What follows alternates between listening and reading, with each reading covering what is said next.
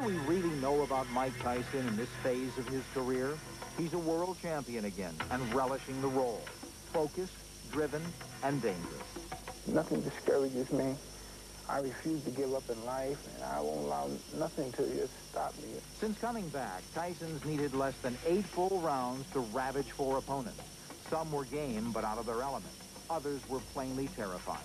But together they offer the resistance of lambs to slaughter.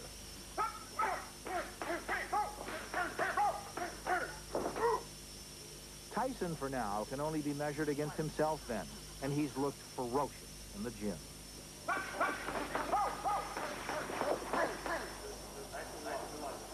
I'm not drinking, I'm not hanging out late, and I love God.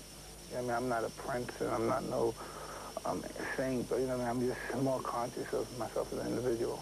That was not always the case, because in the old days, when he seemed to be careening out of control personally, his raw savagery would always pull him through professionally.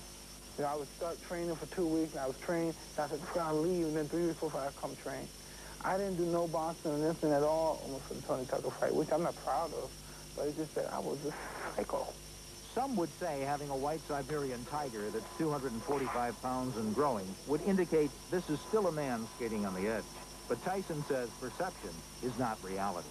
People that don't know me, just know me from boxing, they look at me, they really think I'm an animal. They think I'm some savage. I go in there, I knock guys out, I fight, I get a bunch of money.